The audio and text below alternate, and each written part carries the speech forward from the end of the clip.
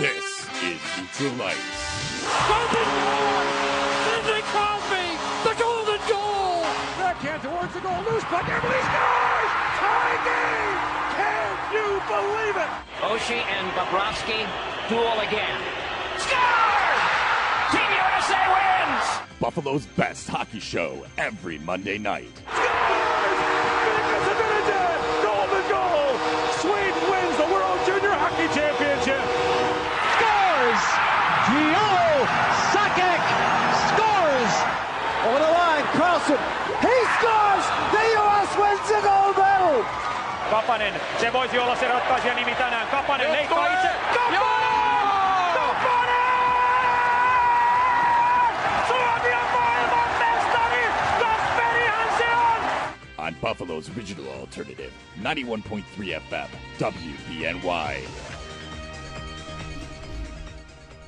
Oh, the double IHF theme is probably one of the better theme songs for hockey around. I know that there's a lot of good hockey theme songs. I think that hockey and football have the best theme songs in my opinion, but I agree. But yeah, the double IHF theme, and not only that, but the calls from the Olympics, World Junior stuff. That's always fun to listen to. I love this past year's World Juniors with Kasperi Kapanen scoring the golden goal in overtime, right? And just the Finnish broadcaster just going off. Nothing beats that. Yeah, that was fantastic. Nothing beats that at all, just because it is just, you don't understand what they're saying. All you can understand is Kapanen, because obviously he scored the goal, and he's just screaming it at the top of his lungs. I think it's one of those calls that you'll listen back to it over and over again down the road, and it'll just send chills down your spine. It's like hearing Rick Jenneret with Jason Pominville's goal 10 years ago against Ottawa, Game 5. Chris Drury's goal against the Rangers 9 years ago. Those are the type of calls that you will hear and just goosebumps everywhere. That's how you'll feel.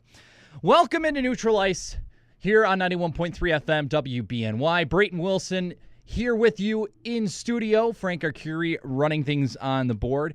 716-878-5104 is the number here if you want to get a hold of us. You can also get a hold of us on Twitter. You can either tweet the show's Twitter account at NeutraliceWBNY, or you can tweet myself or Frank. You can tweet me at BJWilsonWGR, and you can tweet Frank at Frank Arcury.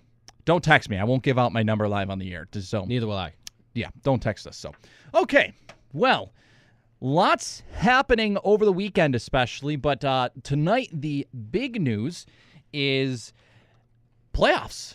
And more playoffs. Playoffs? Yes. Game 6, 2 Game 6s on the schedule. First, the Blues hosting the Dallas Stars in St. Louis for Game 6. St. Louis up 3-2, looking to advance to the Western Conference Finals for the first time since 2001. Yeah, that was when they played. They lost in, I believe, to Colorado. They lost to Ray Bourque and the Colorado Avalanche. That was the year that Ray Bourque won his first and only Stanley Cup after 22 seasons in the NHL, and it's amazing that St. Louis has not made the Western Conference Finals in that long. It doesn't seem that long ago that they were in. Just in that deep into the playoffs. But, these past few years have kind of tainted that just because they haven't gotten over that hump of getting past the first round of the playoffs. And even before the lockout, they were one of the most consistent playoff teams in the league. Yeah, and I think that St. Louis obviously has the advantage in this game because they are on home ice. Yes. They just made the Stars look stupid in Game 5. Yes. Kari Lehtinen still looks iffy in net. Well, Antti Niemi's not any better. And then the Stars, they were the second highest scoring team in the league, and they just haven't scored much at all in these playoffs. I don't know what to explain it there with that, just because Dallas should be playing well on offense. They should be putting up shots and scoring a lot of goals, but in Game 5, they only put up 28 shots on goal. And Brian Elliott, I'll tell you what, Brian Elliott looks stellar in these playoffs so far. While the stats may not completely show the entire picture, he has been probably the sole reason the Blues have been as good as they have been all playoffs. In the series against Chicago, yeah, he had a rough Game 5 and a rough Game 6, but St. Louis probably wouldn't be where they are without Brian Elliott. Not only that, but their defense has played really well. Colton Parayko's been a force on the blue line. Alex Pietrangelo, Kevin Shattenkirk are playing really well as well. And then you've got, Tarasenko playing just unbelievable hockey for them on offense. He's been stellar all season. He was stellar all last season. It's just, not only that, but Dallas, they still don't have Tyler Seguin. Mm-hmm. They don't have, they're getting Patrick Eaves back tonight, but Tyler Seguin is he's their number Jamie one. Benn, he's the top center. Jamie Benn's your top left winger. He's obviously up for the Hart Trophy this season. But Jason Spezza has had to play first-line center. And granted, Spezza's been a first-line center before when he was in Ottawa. But Tyler Seguin, that's his spot, first-line center. And Dallas, while they got past Minnesota relatively easily, probably a little more difficult than it should have been, Dallas really does miss Tyler Seguin in this series. They need that offense. They do, and they need that offense from him. Plus, it takes a lot of the pressure off Jason Spezza, which will give him his opportunity to really get going as well. And plus, the chemistry of Seguin and Benn, Dallas has been missing that in the worst way. I think that, there's just, I don't see this going 7 games. St. Louis is on home ice. They've played pretty well on home ice all year this year, right? And I'm just completely baffled at the fact that Dallas just can't score goals. We saw them score so much all year, one of the top scoring teams in the NHL, and they've just been very, very inconsistent. They've had games where they'll score 4 goals, 5 goals, and then they'll have games where they're not even putting 30 shots on goal, and they get 1 goal, no goals, 2 goals. And then the defense doesn't help the goaltending, and then the goaltending has to get more pressure on them with Lehtinen or Niemi, and they can't stop the puck. It's really ugly for Dallas right now. And granted, the way that Jamie Benn has been playing, I'll get into my little fanboy stage here that I would love to see Dallas go to the Stanley Cup Finals, especially with the way Jamie Benn has been playing. Benn has been their most consistent player all year. He's an incredible talent. There's nobody else like Jamie Benn in the NHL right now. And I've heard so many times the last player that was even comparable to Jamie Benn in the NHL is Eric Lindros. And I absolutely agree 100%. Lindros could have been a Hall of Fame player. If he was healthy, if he didn't get hurt so often, didn't get so many concussions, I think he could have been a Hall of Fame player. He was a first overall pick way, way back in the past. Jamie Benn, he wasn't a first overall pick, but he's sure as heck playing like a first overall pick. Jamie Benn was what, a 5th round pick? He was something like that. He was. Yeah. He was not a top pick, and somehow the Stars just found a gem in Jamie Benn. It really is amazing how well he's come. 5th round, 129th overall in 2007. Yeah, unbelievable. Yeah. 2007. Yeah. 2007 draft. I'm trying to think of who the Sabres drafted in the first round in 2007. They didn't have a first round. Yeah, they traded that to get Dinas Zubris from Washington. Yes. Traded that pick in Yuri Novotny. Yep. That was the unbelievable. Patrick Kane going first overall. James Van Riemsdyk going second overall. Philly. Yep. Kyle Turris went 3rd to the then Phoenix Coyotes. Yep.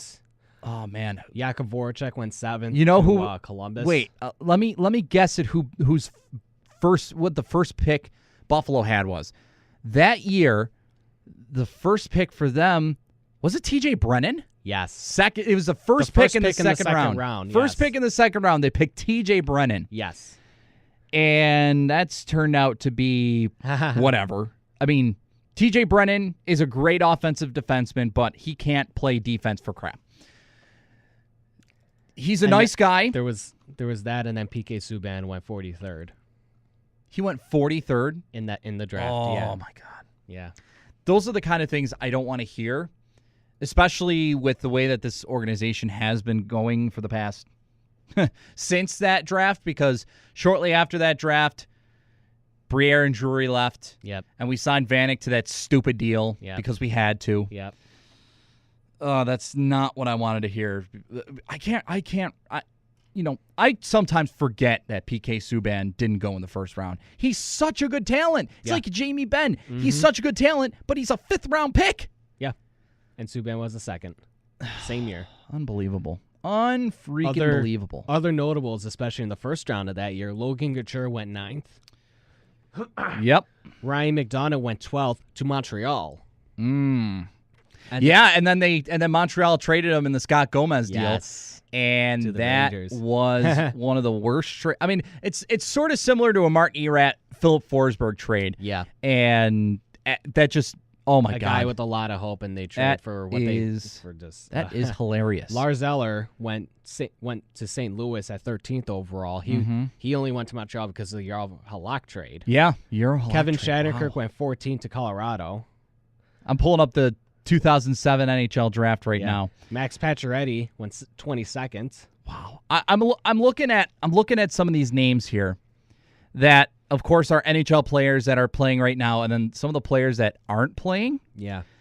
One is Alexei Sharapanov, who unfortunately passed away. Yes. He had an aortic aneurysm, I think he had when he was playing in the KHL. I think he was only like 20 when he died, which is unfortunate, but the Rangers got a compensatory pick because of that. But yes, they did. My God, Zach Hamill. He played maybe Boston. He played maybe a dozen games in the NHL. Yeah. Keaton Ellerby, he had a good little NHL run. Nothing impressive though. Brandon Sutter. Yeah. NHLer. Yeah, Brandon Sutter's had a good career. He's a very good penalty killer, good shorthanded type of guy. Here's a name for you. Former Sabres a couple of former Sabres organization players, mainly Rochester, nothing more. First one, Colton Gillies went 16th overall to Minnesota, and then Nick Petrecki went 28th overall to San Jose. And both of those players are long gone now. Yeah. Yeah. Wow.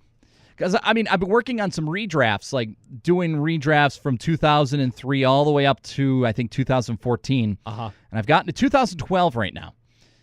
And I'm looking at the 2007 redraft. I have Jamie Benn as the 2nd overall pick, and he went 129th overall in the 5th round. And that would make sense. It makes when absolute you look at it sense. Today. And he would go to Philadelphia at number 2. Yeah. PK Subban would go number 3 in my redraft. To the Coyotes, yeah. This is just this is unbelievable looking at these draft picks and just looking at some of the, oh my God, players. Looking at, Buffalo selected TJ Brennan with the first pick in the 2nd round. They did. After that, they picked Drew Scheistel from the Mississauga Ice Dogs. He was once to be believed to be a top prospect in our system and never panned out. Then they took Corey Tropp. Yep. I was going to say, I got another guy, too, that went in the 2nd round that could easily won in the first. Now you look at today, Wayne Simmons. Oh, yeah, Wayne Simmons, last pick in the 2nd round. Yeah, to L.A. Yeah, unbelievable. Yeah. Then Buffalo, after Tropp, they didn't have a pick in the 4th round. In the 5th round, they took Bradley Eidsness, goaltender. Don't remember him. Jean-Simon Allard was the next pick after that. Okay. And then Paul Byron. Yeah. In the 6th round. And that's it. Drew McKenzie in the 7th. Yeah, and then Nick Eno. Yeah. Drew McKenzie recently left the AHL. But Paul Byron out of that class, unbelievable. Speaking of Paul Byron, I had him as the last pick in the 1st round in my redraft of that year. going to the then Phoenix Coyotes with the 30th pick.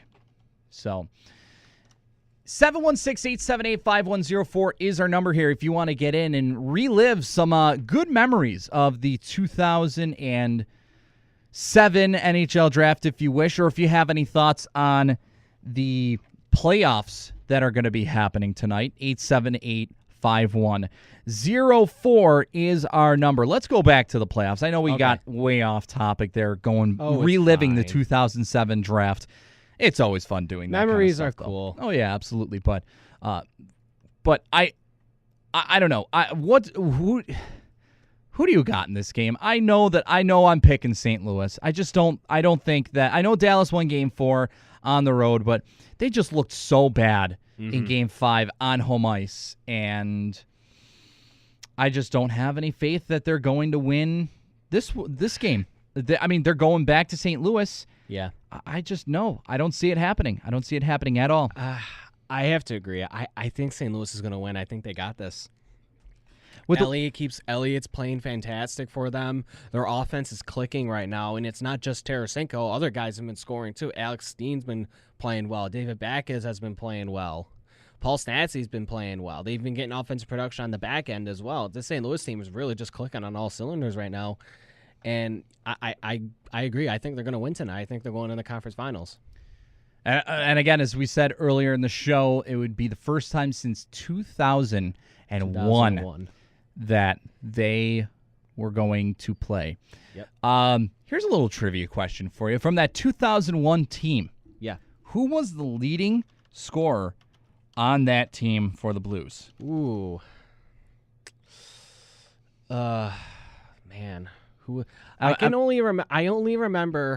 remember two things from that 2001 St. Louis team.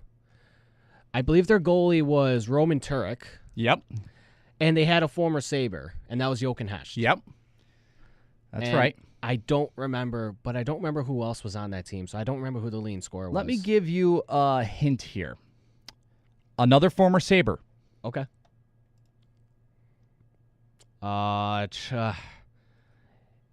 Man. 1987. Pierre Turgeon. Yes. There we go. Pierre Turgeon, 82 points in 79 games. Wow. For the St. Louis Blues. That was the same. And they also had, here are some of the other notable names that they had on the team. They had Al McInnes, Chris Pronger, Pavel Dimitra. Okay. They also had Craig Conroy on the team at the time. Dallas Drake. Some names. I just pulled it up now, yeah. They also acquired Keith Tkachuk and Corey Stillman at the deadline that year. Right, yeah. Yeah, Roman Turek and Brent Johnson were the goalies. Yeah. Man. I'll never forget Brent Johnson for the time that he took on the Islanders twice in in 2 games. Yeah. The first game he knocked out Rick DiPietro with just a left hook, broke his jaw. Yep. DiPietro, I don't even know if he ever saw an NHL game after that. I don't know. He might have saw maybe 1 or 2, and that was it. In relief? In relief, yes. Yeah. And but yeah. And then the next game, there was another big brawl, and all I remember was that game was Trevor Gillies. Yeah. He ran over someone and was yelling at them while they're down on the ice, concussed. Mm-hmm. And then Brent Johnson goes after, I can't remember who it was, Michael Haley maybe? I think so. Yeah, I think so. And just went nuts. That game. Brent Johnson's just like, nope, come on, let's go. I'm taking on anybody game at this point. Yeah, I remember that game because there's a YouTube video that's almost 20 minutes long that just highlights that entire brawl. Every fight from that game just is in that one compilation that's like 19, 20 minutes long. And you could and it's the Pittsburgh announcers too, and you just hear them just being as each fight just continues to happen, just like, this is ridiculous. Just they're bashing the Islanders organization too for this, because you knew that they put that team out on purpose. They put that team out to beat up the Penguins, literally. And this was when Crosby and Malkin weren't playing because they were both hurt. Oh, good memories from long ago when fighting was I don't know, acceptable, fun. I mean, of course fighting is acceptable now, but everybody kind of ridicules it for like, oh, that's so unnecessary. Why'd you have to drop the gloves there or something? I mean, you don't see, I agree. I think that fighting isn't all necessary. I think you can definitely get rid of most of it. Players got to police their way around the game somehow. Yeah. All right. Well, we both agree St. Louis is going to move on. And then even if if it does go to 7 games, I still wouldn't expect Dallas to win, even if it's at home. Kari Lehtinen or Antti Niemi have to play on their heads, basically. They have to be Brian Elliott. They have to be better than Brian Elliott. Yeah. And then the Stars have to put a ton of shots on goal and find any way to put it behind Elliott because if not, I don't know, because, when the Blues won Game 7 against Chicago, they went into this series against Dallas thinking, okay, I think our toughest challenge was behind us at this point. Dallas has their flaws. We can win this series. Yeah. We can definitely win this series. And I think they've kept that mentality, and they've looked like the better team all series. They have. Even in the games they lose, they've been looking like the better team. And Dallas just needs to find ways to score. They need to put the puck on net. They need to test Elliott. If they can. I'm looking at guys like Cody Eakin to step up. I'm looking at guys like Matthias Janmark. Eakin scored the Game 5 winner or Game 4 winner in overtime. Yes. And I think that, these are guys that are going to have to step up for Dallas because you know that St. Louis is going to be anytime Jamie Benn, Jason Spezza are out there. Guess who else is going to be out there? Alex Pietrangelo is going to be out there. Jay Bouwmeester is going to be out there. Then you got Cody Eakin to go against guys like Kevin Shattenkirk. So you got to and Colton Parayko too. So you got to think these other depth guys too.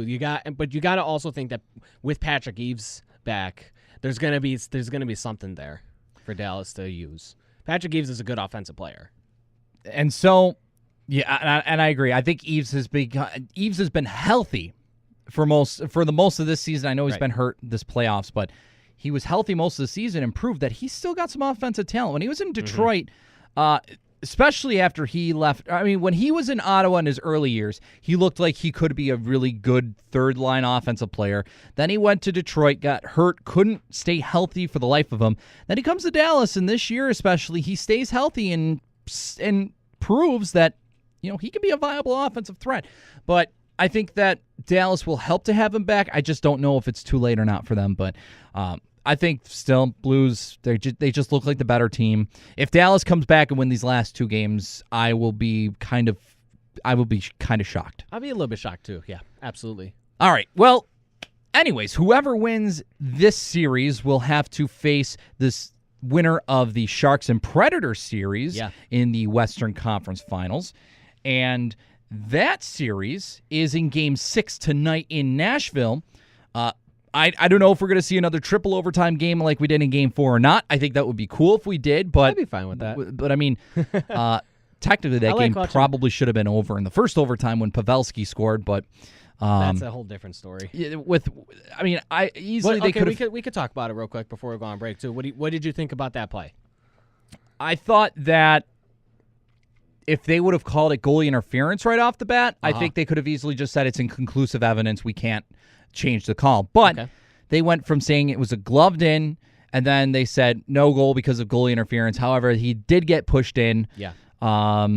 Granted, did maybe Pavelski have enough time to avoid it? It's tough to tell. I think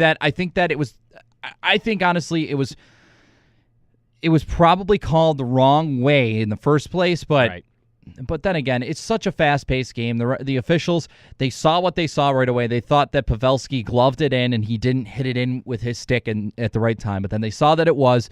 But then they had to look and say, it's goalie interference. Well, it's tough to call. I think that the refs ended. I thought it was the right call in the end. The way that it was just called, though, was a little sketchy, though, because the refs saying, oh, it was gloved in. Oh, it wasn't gloved in. But now is there goalie interference? Yes, there's goalie interference. So no goalie interference.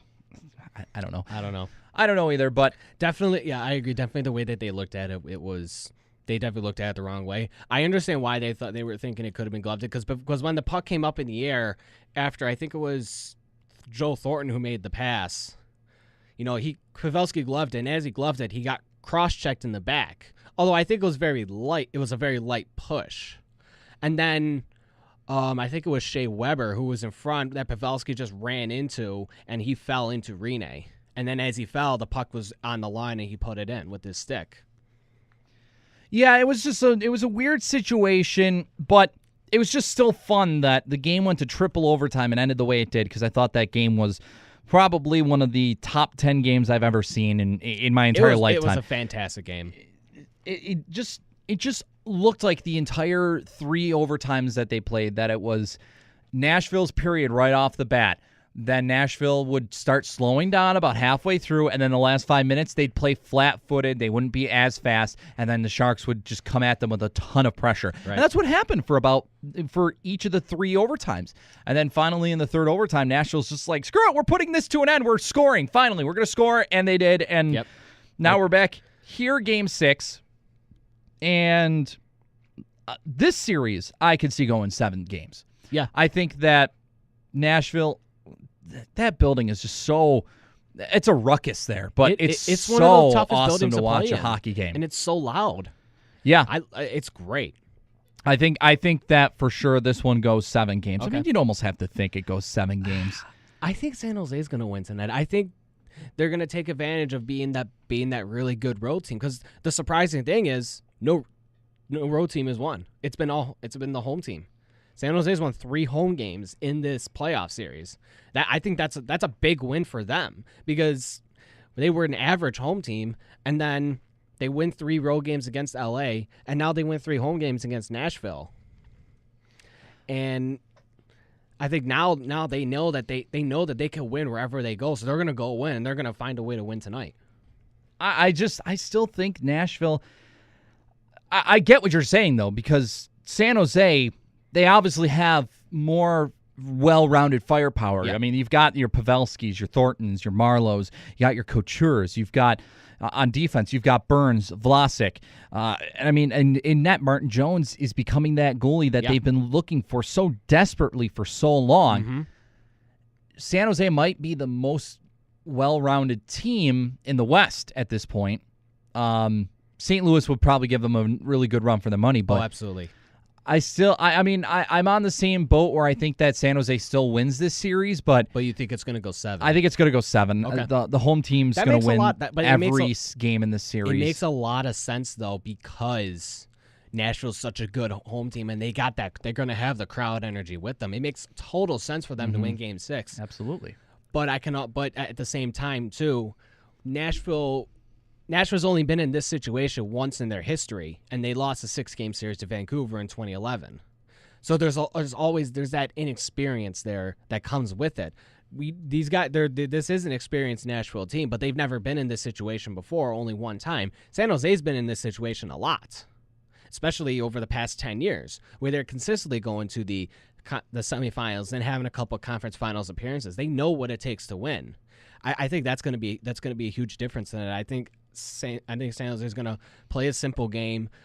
Martin Jones is going to be good as he's been this entire series, and San Jose is going to find a way to get to Rene. 878-5104 is our number here. So Frank says San Jose wins the series tonight. I say we're going to Game 7. I really want to see a Game 7 between these two. I would love to see a Game 7 because too. While Nashville has struggled on defenses, aside from Yossi and Weber as the top 2 pairing, while they've struggled, I think that they've had games like Game 3 and Game 4 where they came out flying on home ice. They've had the energy of the Bridgestone Arena there. And I think that tonight they're going to see a guy like a Ryan Johansson or a Philip Forsberg take over, and they're going to just dominate. Philip Forsberg has done very little to what he did towards the end of the season. I mean, he hasn't done enough to help the Predators out down the stretch. And I think that tonight, I think we'll see Philip Forsberg have a career game for Nashville. I think he's going to come out, and I'll say it. I think he scores a goal or 2 in this game. I wouldn't be surprised whatsoever. Can easily happen. He'll play physical like he normally does, and I think this series going back to San Jose for Game 7 on Thursday. Yes, Thursday. Thursday night, yes. They decided to have a 2-day break before Game 7. I don't understand how they schedule these playoffs, but Some teams are getting more breaks and other teams are not. But in the end, I think this series is going to 7. I think that the Blues and Stars series ends tonight. I think that St. Louis will put away Dallas and will go to the Western Conference Finals. All right, we got to take a break here. When we come back, we're going to have a little bit of an interesting debate. The IIHF World Championships are going on in Russia right now. 2 of the top prospects in this year's draft are playing against one another. Today they played against one another. And I want to bring up a question to you as to if one of them can outsee the other. I think if you're listening, I think you get where we're going with this, but we'll talk about that more when we come back. Brayton Wilson with Frank Arcury right here on Neutral Ice on 91.3 FM WBNY.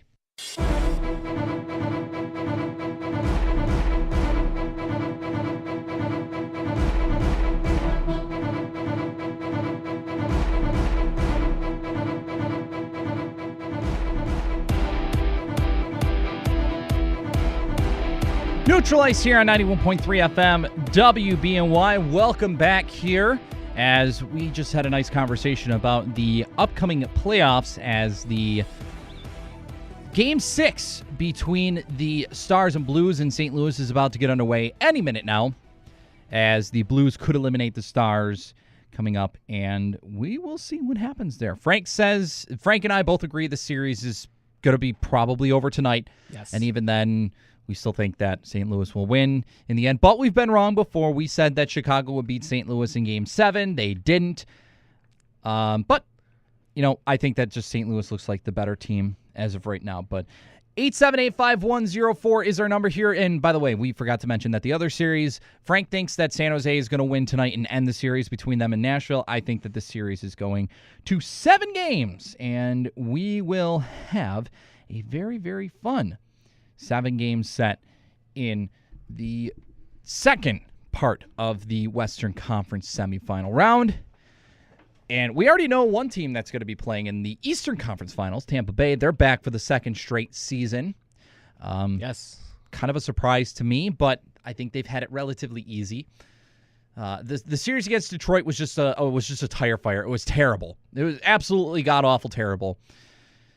But granted, this series against New York was a pretty fun series, even though that New York let their 2 home games get completely away from them. They lost both of them in overtime, and then Game 5, they just looked like mush. They looked like they were just done after the first Victor Hedman goal. But the second series, Game 6 between Washington and Pittsburgh, gets underway tomorrow. Pittsburgh will look to advance to the Eastern Conference Finals for the first time since 2009 when they won the Stanley Cup, and they will stick with Matt Murray in goal. I know that there was some rumblings yesterday night that they would turn back to Marc-Andre Fleury, and now they just stick with Matt Murray. I think it's the right decision. He's playing really good. There's no reason to take him out. I get it, Game 5 they lost 3-1, but it's not entirely his fault that they lost. He gave up maybe one bad goal in the game. That was Justin Williams' third goal. They lost 3-1 anyways. That goal really didn't matter to them. So stick with Matt Murray. He's got something like a 1.97 goals against average and a 9.37, 9.38 save percentage in 12, or not 12, but I mean, he's played a good amount of games and he's been stellar for them. So he's been fantastic. There's no reason that Matt Murray should be getting benched for Marc-Andre Fleury. Fleury, I know he's healthy, but you ride the hot hand until, something goes wrong. Maybe if Washington somehow pulls Game 6 away and they go back to Washington for Game 7, then maybe we see Marc-Andre Fleury in net, because Fleury, he did play really well down the stretch before he got his concussion. He won 8 of his last 9 games before the concussion, which may have some saying, well, why not just start him now? He was that hot before. He's healthy. He's ready to go. He backed up Murray the other night. Just put him in. He's your regular starter. But the way that Matt Murray's been playing these playoffs since returning from his concussion has been just as good as how Marc-Andre Fleury's been playing. So just why not change? And plus, what do you have to lose? Game 6, I know you're on home ice, but then if you lose, you can just then say, okay, Game 7, Mark, you're back in the net. Go get us a win. It could. But again, it's not all the goaltending. You got to have a complete team effort. Mm-hmm. We've seen that plenty of times, especially here in Buffalo, where Ryan Miller. We've had those games where he will pull out a game out of his you-know-what, but the defense or the offense doesn't support him doesn't have the support in front of him, and then it just ends up being just gone, nothing. Just they lose much. And it's bad. So 878-5104 is the number here. If you want to give your thoughts on the playoffs here, if you also want to give us the thoughts of what we're going to talk about next, I would love to hear your opinions, because next we're going to talk some World Championship hockey. Today at the World Championships in Russia, Team USA and Team Finland squaring up in Russia, and the top 2 prospects in this year's draft squaring off against each other. I think, Frank, I think you know where I'm going with this, right? I know where you're going with this. Very good. Okay. So they squared off, and it's obviously Austin Matthews for Team USA and Patrik Laine for Team Finland. Matthews has been the consensus number 1 for most of the year. However, with the way that Laine played down the stretch after the World Juniors, because he was stellar in the World Juniors, the way he played down the stretch, the way that he played in the Liga playoffs, finished as the MVP, scoring 10 goals and 15 points for Tappara. And then the way that he's been playing in the World in the World Championships in 3 games so far, he looks unstoppable. He looks like he's a man that's just looking to put the puck in the net. He just wants to shoot the puck, and that's not necessarily a bad thing. It's that kind of shot. With that kind of shot, you want to shoot the puck every time. You want to give him the puck every time. You want him to shoot the puck. It's almost like Alex Ovechkin when he's in a shooting groove. Yeah, and I see a lot of comparisons with him and Ovechkin. I think he's got an Ovechkin-like shot. I think his energy level is very much like Ovechkin. Yeah. I don't think that they're similar players. I'm just saying that they have similar tendencies. I think Laine, when I see Laine on the ice, he reminds me of, he's built very much like Thomas Vanek, in my opinion. Uh-huh. He's like 6'3", 6'4". He's like 200 pounds, but he just looks like a lumberjack out there. He is just big.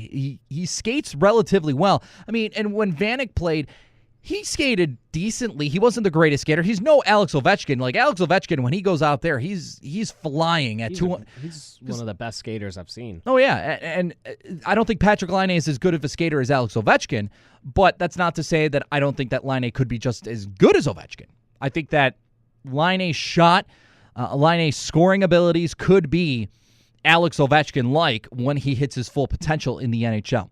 So now here's my thing. Here's what I'm asking you, Frank. I'm asking everybody that's listening to the show right now, whether it's on the TuneIn app or you're listening on 91.3 FM. If you are, by the way, thank you for tuning in. If the first pick comes in June at the draft, Toronto goes up to the podium. Yes. Do they go with Matthews, who's been the consensus number 1, who could be a franchise center for your team, good two-way guy? Could they go that direction, or could they say, we want the best offensive player available, we want to be a powerhouse team? Laine is the guy that we want on our team. Do they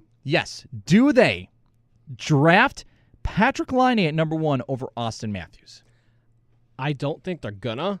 However, I think you can make a real good case for them to draft Laine number 1. And one of my biggest reasons too is Nazem Kadri. They locked him up. He's locked in for the next 6 years at $4.5 million. You already have Bozak locked up, and we don't know if they're going to be able to get rid of Bozak's contract. Then you also still have to look at that slight, probably not possibility, but it could still happen where they get Steven Stamkos. And if they do end up, like let's say they do end up getting Stamkos, and they draft Line. They draft Line and then say we're going hard after Stamkos, and they get him. Then you have Line and Stamkos as potential your top. Your first line right there with a guy like... That's scary to me. That is scary. With potentially a guy like William Nylander on the right wing. Or maybe a guy like Mitch Marner. Then you have Kadri with JVR, and then not Nylander or Nylander? Marner. Nylander, doesn't matter. William Nylander. Or Mitch Marner. Once again, those two could be interchangeable. Right. That's scary right there because... Yeah. By far, I agree. Patrick Laine is the best offensive player in this draft. Austin Matthews is just the best, well-rounded player. That's why he's been the consistent number one, just because of his ability to create offense. And he's so smart too. Austin Matthews is one of the best. He's one of the smartest guys in this draft. He's one of the best playmakers. I mean, to me, the top two smartest guys in this year's draft are Austin Matthews and Alex Nylander. Yes. The brother of William Nylander. Brother of William. Now is Alex going to be a top pick? Absolutely not. Absolutely not. Because probably go top 10. He'll go top 10 for sure. Yeah. And I'll tell you what. I think if he's available at number 8 for Buffalo, there's a good chance that he could go. His brother was number 8 to the Leafs 2 years ago. Yeah. There's a trend there. There's a trend. I'm just saying. There's a trend, and it could happen because with the way that other teams have their needs and other teams are projected to draft, Alex Nylander could fall to Buffalo at 8, and I think that if he's there, necessarily, I mean, it's not like I wouldn't want to draft him, but he just reminds me of a Sam Reinhart. He's just another Sam Reinhart. I just think that maybe he'd be, I don't know. I think that Reinhart is one of the smartest young minds in the game right now. Yeah. And then once he develops fully into the NHL, I think that he could be one of the smartest players in the league, period.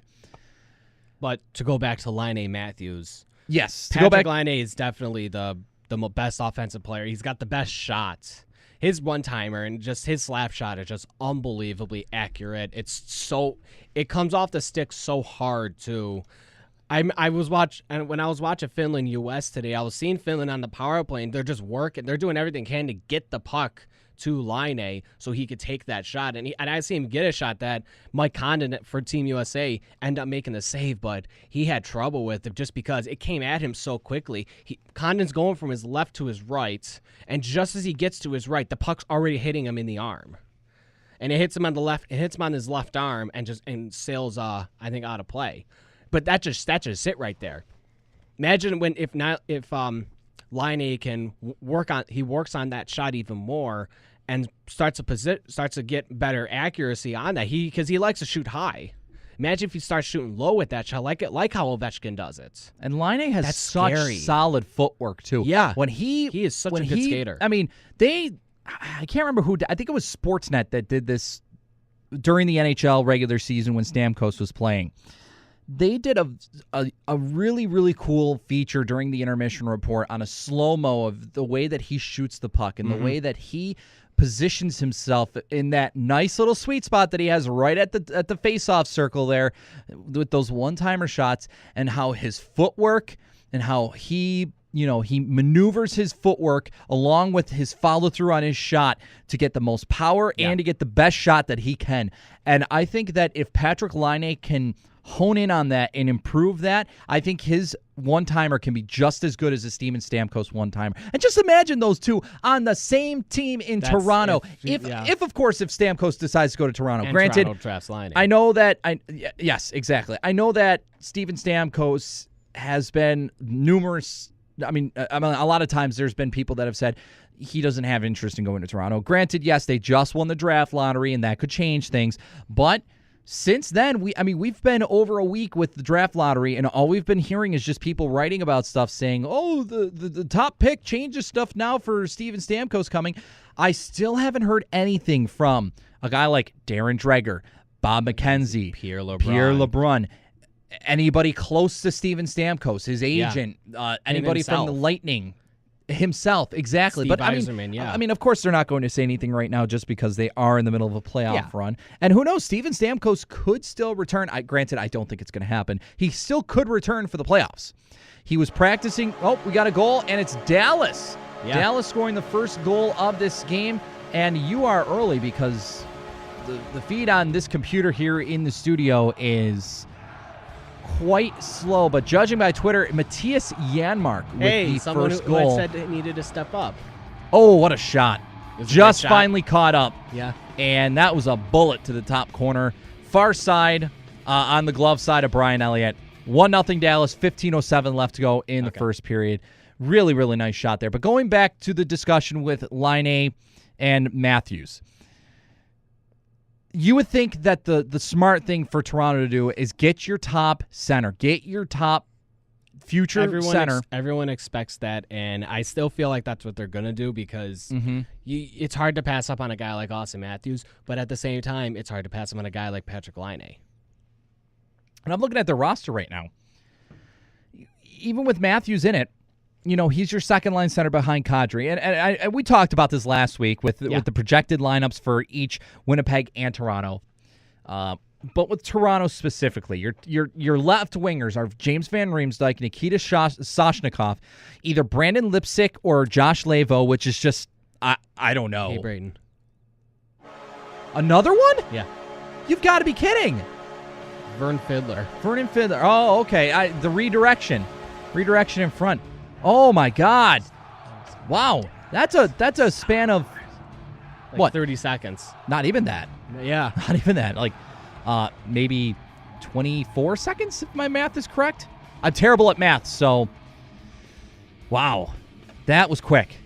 So listen to this song. Dallas is just trying to do everything they can to not go home early in these playoffs, and that was a really nice redirect. Right through the legs of Kevin Shattenkirk into the top corner of the net on the blocker side of Brian Elliott. Yeah. Does that mean that Brian Elliott should be pulled and Jake Allen should come in? No, because Brian Elliott is their number one guy right now. Mm-hmm. And that one is in there. I think they're reviewing it just to make sure it went in, but it went in. It bounced off the side of the post into the back bar and then back down and out. So 2-0 Dallas. Dallas takes an early 2-0 lead, yeah. That was, 24 seconds. I was right with my math. Yeah. Yes. I learned something when I was in school. Good. That's why you're the college graduate. Yes. On this show. Yes, exactly. And we'll have a couple more, we'll have at least one more college graduate by the time that. Yeah, Nick Lippa graduates this semester, and then I graduate next December. Congratulations to both of you. Thank you. And, Joe will be graduating, I believe next year. Yeah. So, today's good times. Vernon Fiddler's birthday, too. Oh, happy birthday there, Vernon Fiddler. Yeah. Birthday boy trying to save Dallas' season on the road. Well, doing a good job so far. Man, yeah. And who knows? Maybe if they win, and especially if they win in this kind of fashion, maybe, like if they outscore everybody, maybe this changes things for the rest of the series going in. But we keep getting distracted with playoffs. Let's go back to this discussion. Laine versus Matthews. I'm looking at their roster. Of course, their left wingers are James Van Riemsdyk, who's 26, Nikita Soshnikov, who may not even play next year to start the NHL, Brandon Lipsick and Josh Levo. I don't see either of them deserving of playing in the NHL. And then you got Milan Michalek, who's 31, and is just, he's getting old. Milan Michalek's just getting old. He's aging. It happens, but you know what? That's fine. Right. But then you look at their centers. You got Kadri, Matthews, Bozak, and Brooks Laich as your fourth line center.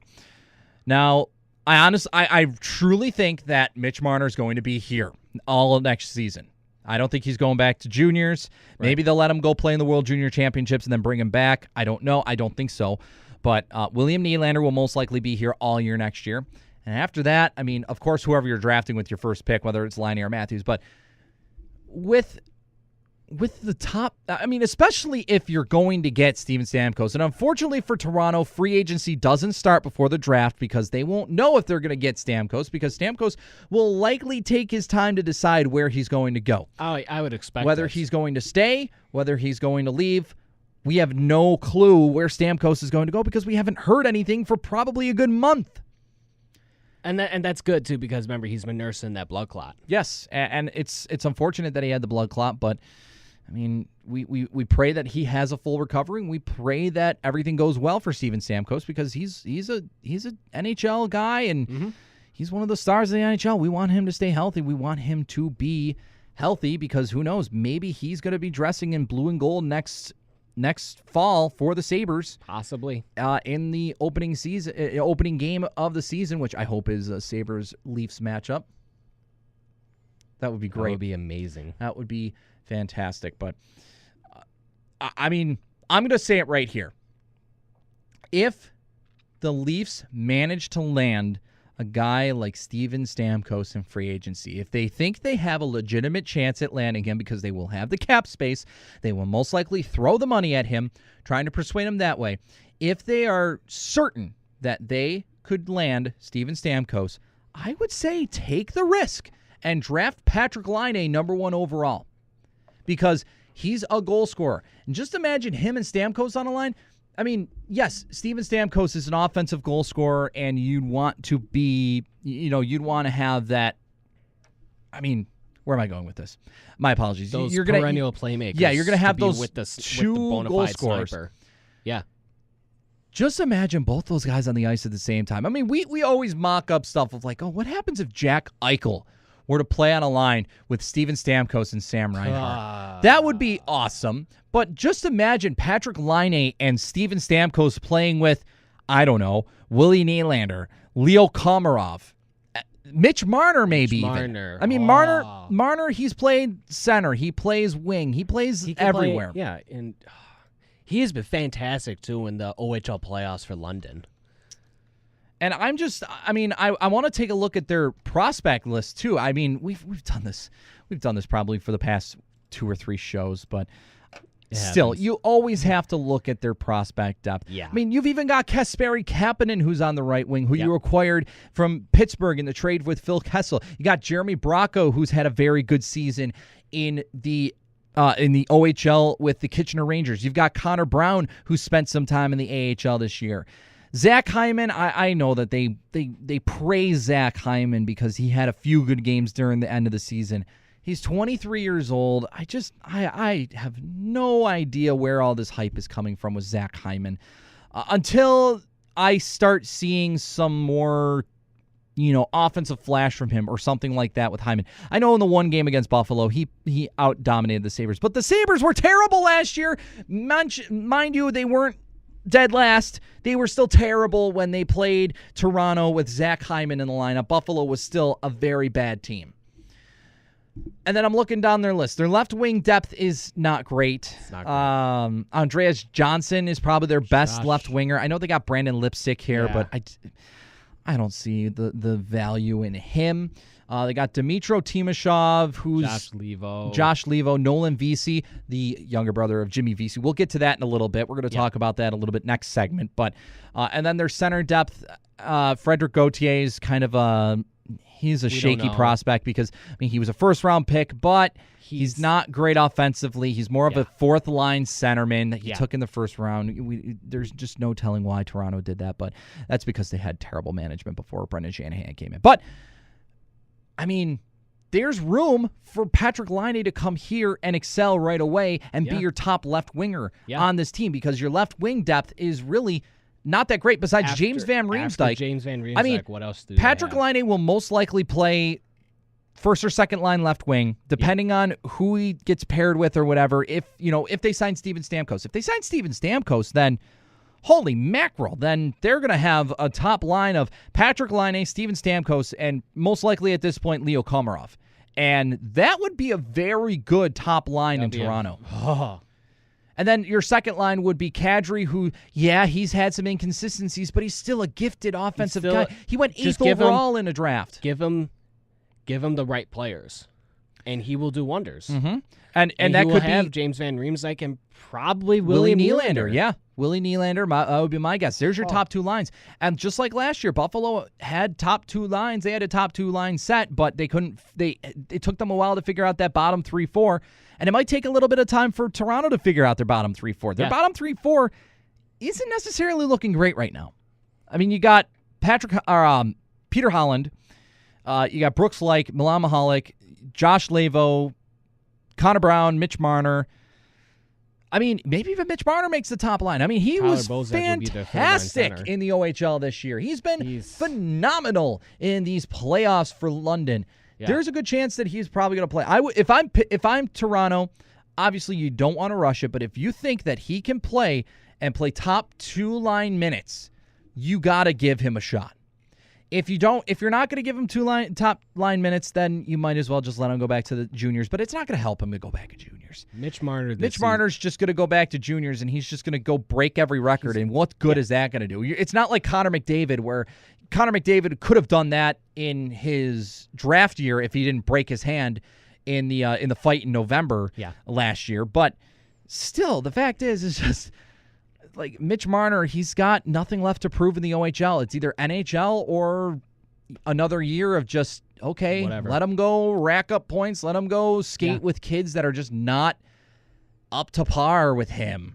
I mean, Mitch Marner is NHL ready, in my opinion. 57 games. He can't go to the AHL, which sucks because we want to see the system change and everything, but it sucks. But he just turned 19. I would love to see him play in the NHL next year, and I think he should play in the NHL. Give him a shot. See what he does. If you burn a year of his deal and you decide to send him back to London halfway through the year, fine. So be it. You just got to give him that shot because I think he would be phenomenally in the NHL, and I think this is just going to be – it's going to be fun to see what Toronto does just because we do have that rivalry with Toronto. And I think that Toronto could be a decent team. Granted, I don't think they're going to be a top team. I don't think they're going to be out of the bottom 5 of the NHL. They're going to still be in the bottom 5. Whether they're going to be, where the Sabres were, I don't think they're going to be where the Sabres were in 14-15. They might be where the Sabres are this past year. Possibly. Maybe a year accelerated from where Buffalo was. But for everybody to say that Toronto is just ahead of the curve with Buffalo, absolutely not. There is no way because Buffalo has Jack Eichel. They have Sam Reinhart. They have Ryan O'Reilly, Evander Kane. They've had these guys play this year, and they've shown that they are the cream of the crop when it comes to Buffalo's depth right now, and they are playing phenomenal. But right now, we got to take a quick break here on Neutralize. Before I go break, I want to go over Mitch Marner's stats. 57 games played, 116 points. And in the playoffs, so far they've only played 16 games. London's in the finals, in the OHL finals against Niagara right now. Niagara of all teams as well. And 16 games played. Marner's got 16 goals and 41 assists. 41 points, sorry. That first line of Marner, Kachuk and Dvorak. It's just been tearing it up. Man. Arizona's got a gem in Christian Dvorak. I want to say Christian Dvorak was a third-round pick, second-round pick. I think it was a second-round pick. I believe third. But we'll look it up. We'll bring you back the answer after the break. But when we come back, we'll talk a little bit more about the effect that maybe if Laine gets drafted by Toronto instead of Austin Matthews. We'll talk a little bit more about that. And then when we also come back, we want to talk a little bit more about Jimmy Vesey. We kind of teased it with Nolan Vesey being part of the Leafs system. Second round 2014. Thank you. But with Vesey, though, a notable college free agent just got signed this weekend, and now... And he didn't come to Buffalo. He was thought to be a target for Buffalo. He didn't come to Buffalo, but we'll tell you more about that when we come back, and we'll tell you the implications of what this could mean for a guy like Jimmy Vesey on the free agent market. Neutralize here on 91.3 FM WBNY.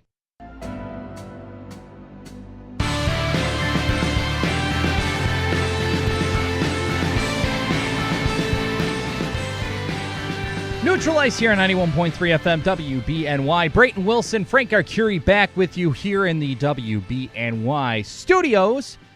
Update time. 2-0 is the score right now in St. Louis between the Stars and the Blues. Dallas with the upper hand in the first period. We're about halfway through the period. My computer has decided to freeze on this game, so I have no idea what is in fact going on. Apparently my computer just told me that the Flash player just crashed. Yay! Thank you, Buff State. That's okay. That's fine. Whatever. We'll get through. We will power through. We will do I have Twitter just open. Fine. We will do just fine. That's where I get my updates. It's a good place to do it, Twitter. Yep. I did put a Twitter poll up on the Neutral Ice Twitter feed. In case you want to follow us, it's at Neutral Ice WBNY. Who should the Leafs take with the first overall pick in the 2016 NHL draft? You can go on to there, vote for your pick. Right now, I mean, I just literally posted this, so there's only 3 picks, and all 3 of them say Austin Matthews. Big surprise. Nobody is on the bandwagon of mine saying that they should take Patrick Laine. But with Laine, I still think that if it all depends, of course, if they're able to land Steven Stamkos. If they can get Laine, if they feel comfortable with signing Stamkos, like if they think they are confident, 100% confident they can do it. Because you look at the rest of the free agent pool in this year's free agency market in 2016. Eric Staal is maybe your next best centerman. If David Backes goes there, maybe. I mean, he could be a fit. I mean, he could be a legitimate fit for St. Louis. Granted, he's for Toronto. He's 32 years old. I mean, he's older. You want a guy that's younger. I don't know. We'll see. We'll see what happens. But, I mean, Eric Staal, I mean, you look at the best centers. Eric Staal is right up there. I mean, of course, I'm looking based on the cap hit numbers. Eric Staal, $8.25 million. There's no way he's making that next year if he re-signs anywhere or signs anywhere. He will. He'll get a contract, but, I mean, if anybody signs him for more than $5 million, good luck with that. That's all I'll say is good luck with that. Then you got guys like Sam Gagner, who's well overpaid, way overpaid. 4.8, he will not make that much next contract he signs, although he is 26, so he is younger. Mm-hmm. David Backes, 4.5, he's likely going to get a nice payday, 31 as we mentioned. Yuri Hudler, Paul Gaustad, Brad Richards are some of the other notable free agents. Here's another notable name that's a free agent, Franz Nielsen. From the Islanders. Yes.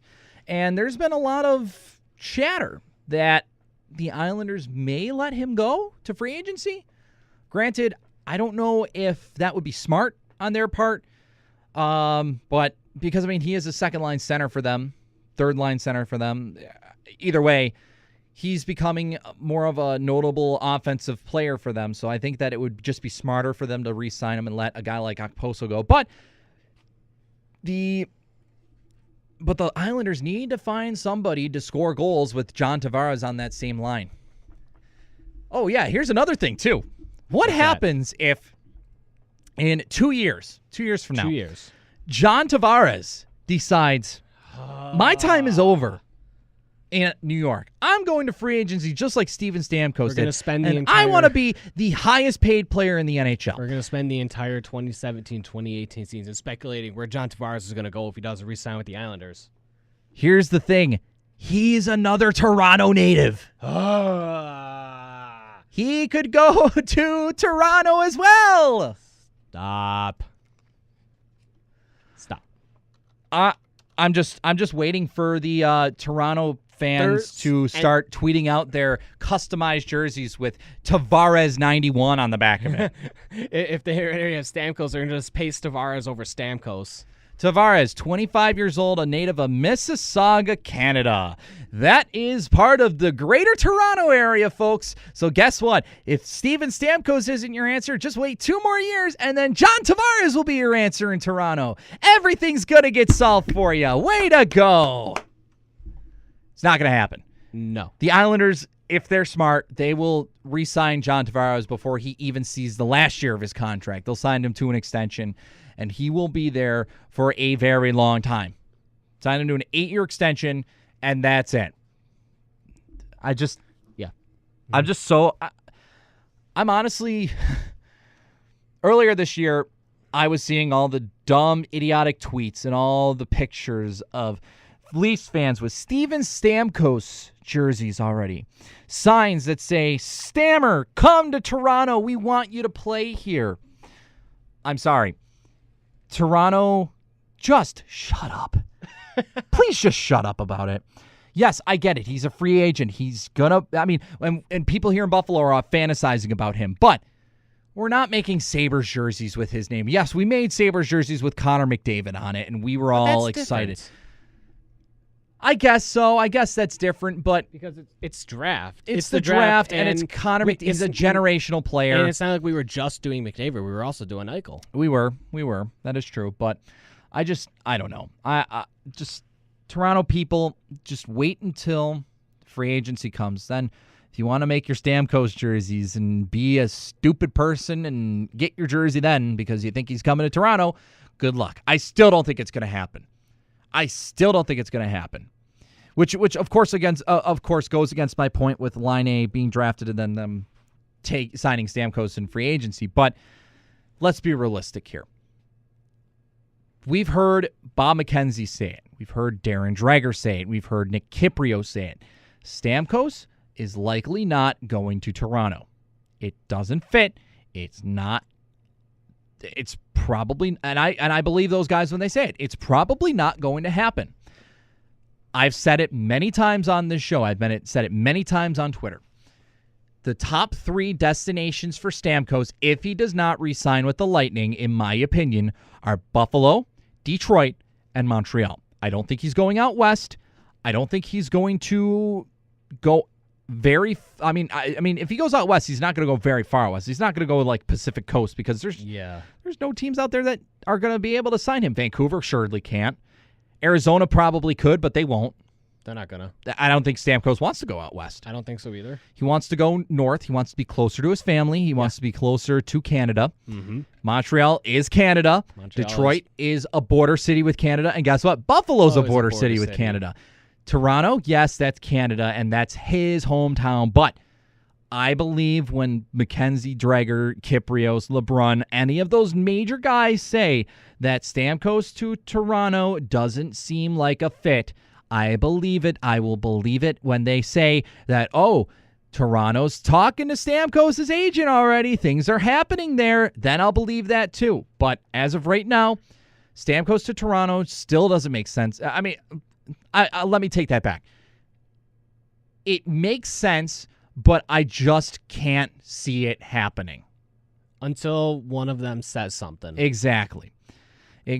And I think that if he comes to Buffalo, he's going to have to decide, do I want to play wing? 'Cause that's been a lot of the talk, is that he wants to be a centerman. He doesn't want to play wing. But then again, he's had problems with John Cooper in the past. Mm-hmm. So what happens if he comes to Buffalo and plays for Dan Bilesma? Different system. It's not like he's going to be as much of an offensive guy. Bilesma wants to see some defense out of his players.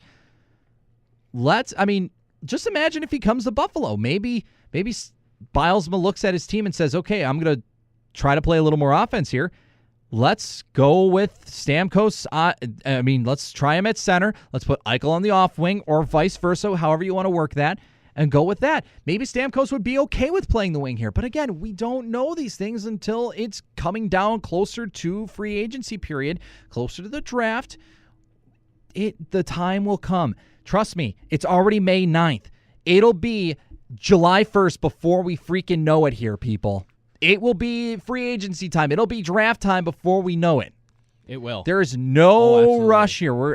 We'll talk about this on Mondays. We'll speculate. Where's Steven Stamkos going to go now? Where's his next destination? Where does he fit best? And let me just reiterate what I've said prior. If he goes to Detroit, it's only because Datsuk retires, he goes back to the KHL, and the Red Wings are able to trade his contract to a team that needs to get to the cap floor. Then they will have enough cap space to offer him a deal, and then he will be their top-line center for years to come. That is a given, basically, because who else is going to be their top-line center? Henrik Zetterberg? If he plays center? He has played center, but he's more of a winger. He is more of a winger. Dylan Larkin? I don't think Dylan Larkin's ready to be a top-line center right now. I don't know if Larkin would be fit to be a center. I think he can. He's playing center. He's playing center at the. He's playing center at the World Championships right now. Yeah, I'm looking at their center depth right now. You've got Luke Glendening, Andreas Athanasiou, who has played some center, who's played wing. Brad Richards is a free agent. Darren Helm's a free agent. If you re-sign Darren Helm, he's not going to be your top-line center. Darren Helm's a third, fourth-line center. Yeah. Get real here. And again, maybe Detroit, if they can't get Stamkos, maybe they'll settle for a guy like Eric Stahl, which is fine. I could see Eric Stahl going to Detroit. It makes sense. But Just imagine if Datsuk does retire, he goes back to Russia, but the Detroit Red Wings, Ken Holland is able to trade that contract. That clears up some cap space for them. Imagine if they trade another player, too, like Jimmy Howard. Yeah. Trade Jimmy Howard. I don't know. Maybe, I mean, you're not going to trade Zetterberg, Nyquist. No. You're not going to trade Abdelkader because you just re-signed them. Maybe you trade somebody like a Brendan Smith, maybe. Possibly. 1-year deal left on his contract. Move his $2.75 million cap hit. Of course, you're probably going to try and trade Jimmy Howard because you got Peter Mrazek. He's going to be your number one guy. And then, you're looking at their prospect depth. Evgeny Svechnikov, he's probably not going to be ready next year. He's going to need another year in the queue, and then he's probably going to need another year in the AHL. You got Axel Holmstrom, who's had a phenomenal season in Sweden. He was hurt, but he had shown some promise. Last year, World Juniors, and before he got hurt this year. Vili Saarajärvi on defense. He had a decent year in Flint. He's going to be playing in the AHL. He's going to be playing in the ECHL next year. He's going to develop. You got a guy like Robbie Russo, who you signed last year. And then Xavier Ouellet. Xavier Ouellet, yep. He's going to be a really good defensive guy. And then after that, the only thing that you'd have to do is go out and find a backup for Peter Mrazek in net if you trade Jimmy Howard. And that's easy. Yeah, and you can sign just about anybody in free agency for goalies. Chad Johnson. Chad Johnson? If Chad Johnson leaves. I think that, honestly, I talked to Joe Yearden towards the end of the season, a good friend of myself and the show. Joe said that Calgary might be a fit for Johnson because A, it's his hometown, and B, it's a goaltending opportunity for him, and I don't blame him. I won't blame him either. So if he does go back, though, or if he does go back to Calgary, then, whatever. You still got some options there in net. Jonas Hiller's not there anymore for them. He's playing in Switzerland right now. Yep, he went back home. And my computer's deciding to freeze again. There we go. That's much better. Yeah, Hiller went back home, and then you got Cam Ward, who you can. Cam Ward.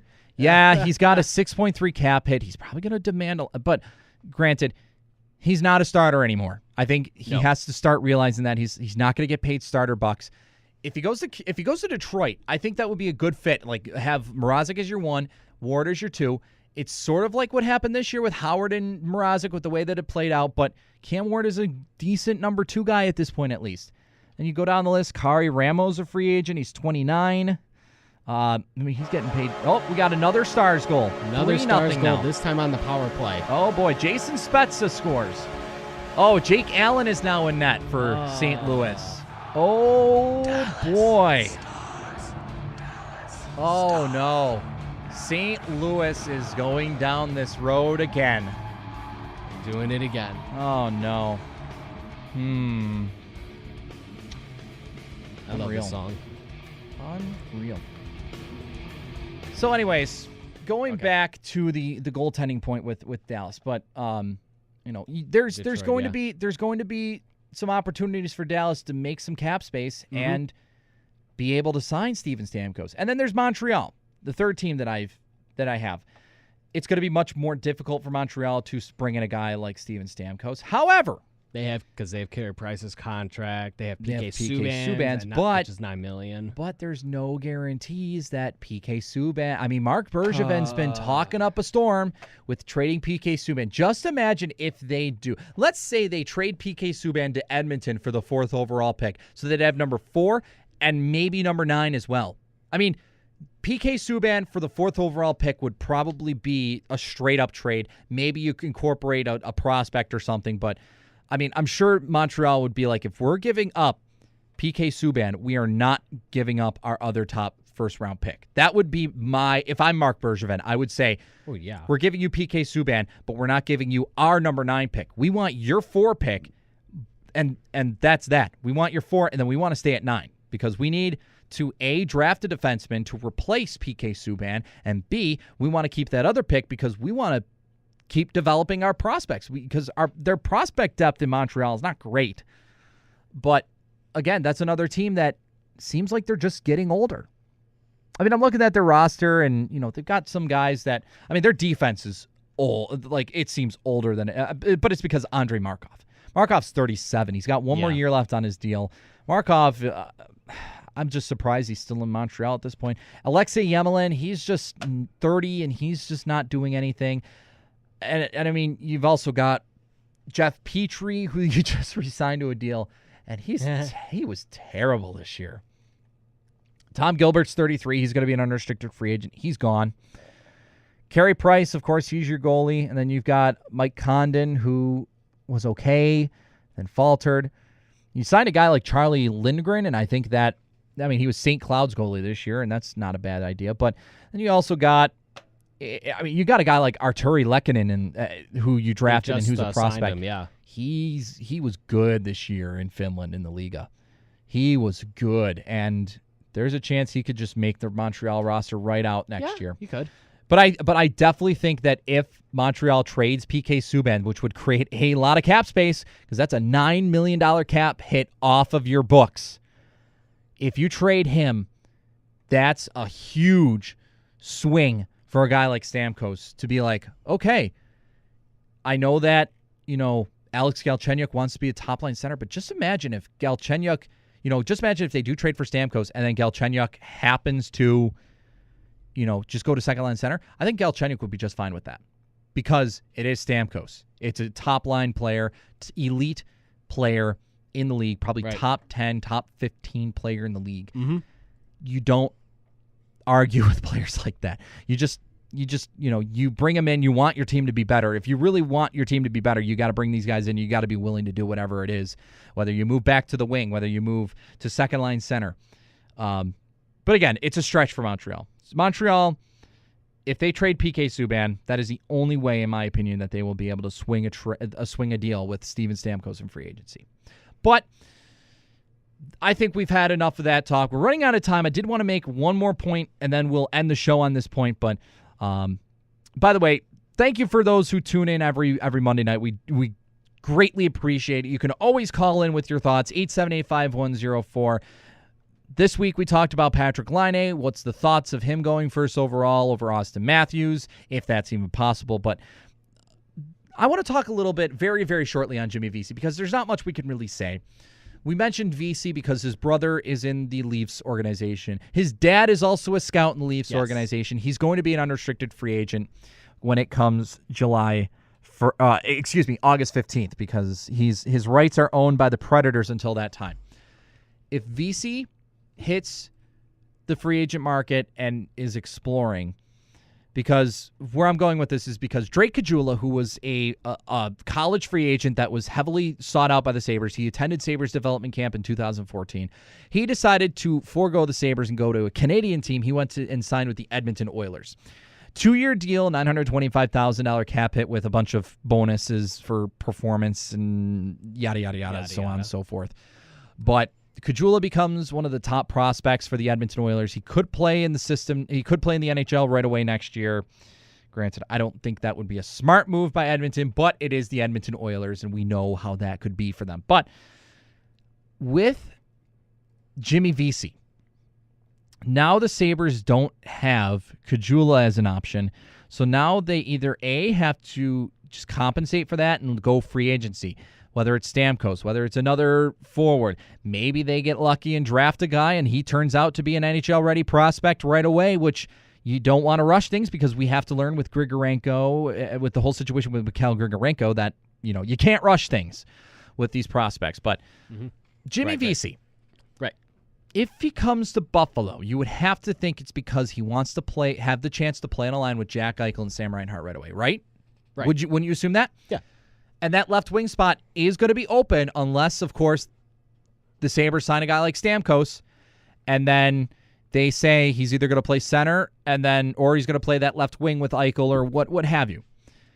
Jimmy Vesey, though, I just don't see him coming to Buffalo neither.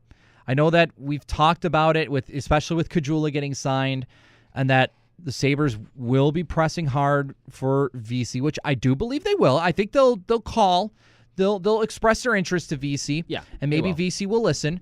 But honestly, Vesey may already have his decision made up.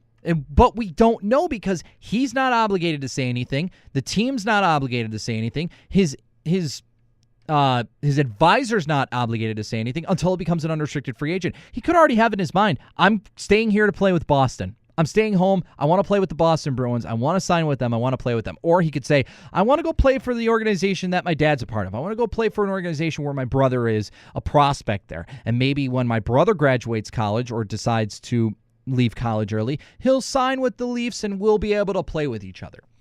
We don't know anything until he becomes a free agent on August 15th. But I guess the point where I want to get at is Buffalo with Jimmy Vesey. I just want to say that there's nothing really we can say at this point, except We that don't think it's going to happen. It may happen. It may not happen. I mean, I think that there's a good chance that Buffalo will call and say, Jimmy, are you interested? And Vesey may say, I've already made my decision. I'm playing for Boston. Okay, good luck in Boston. Or he is friends with Jack Eichel. Yeah. They were nominated with each other when Eichel won the Hobey Baker last year.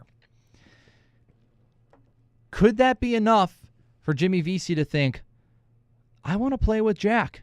I'm friends with Jack. We played together at the World Championships last year. Maybe we can find some chemistry together in Buffalo, and maybe we can win in Buffalo. I just want to say, while that's all sweet in our heads and great to think about, you just have to look at what the reality is. Vesey's a Boston kid. He went 4 years at Harvard, and Harvard's not far out from the city of Boston and from TD Bank Garden. It's not. Boston Bruins hockey right is very, very integrated in that area, even is. with Harvard. No, it absolutely is. And, I mean, Vesey may come to Buffalo. I mean, we may have that happen. And if it happens, that's awesome. But I just don't see it happening. I cannot see it happening because I think he just wants to go home. I think he wants to stay home. And, of course, again, it makes sense. We'll reiterate, he just won't say anything before he becomes a free agent. And then, of course, Nashville's obviously going to see if anybody tampered with the process of him signing. But I just think that Vesey, I think Vesey, by the time he gets to free agency on August 15th, he'll decide, okay, I think I've made my decision already. I want to stay here. Or maybe we're wrong. Maybe he'll decide to look into free agency and take his time. We don't know. But I mean, again, August 15th, training camps will be starting soon. Yep. Other things will be going pretty rapidly at that point. Mm-hmm. He may already have to have a decision on his mind just because that's all coming up very fast. He'd want to get to team workouts. He'd want to get to other things that's going on with the team. And who knows, maybe Vesey will have the opportunity to play with the under-23 team at the World Cup of Hockey. I doubt it, but we'll see. But Jimmy Vesey, I like the idea of it. It's just we have no idea what's going to happen with Vesey. He may say, okay, I'm going to test free agency, or nope, I already made my decision. I want to go home to Boston. But that's just going to about do it here on Neutral Ice here on WBNY. Frank, as always, thank you for running the board on the show. Absolutely. And you can always follow us on Twitter at NeutralizeWBNY. You can follow myself, Brayton Wilson, at BJWilsonWGR. You can follow Frank on Twitter, also at Frank Arcury. You can also call in every Monday if you want, 878-5104. That is the number. We're happy to take your phone calls with your opinions. We want your phone calls. We want your opinions. But be sure to tune in next week with us. Playoff hockey is still going on. We're getting another week closer to the NHL draft. We'll have more draft talk, of course, as we go. But, Frank, for you, I'm Brayton Wilson. Thank you for tuning in. We'll hear from you next week. We hope that you listen in on 91.3 FM, WBNY, Neutral Ice.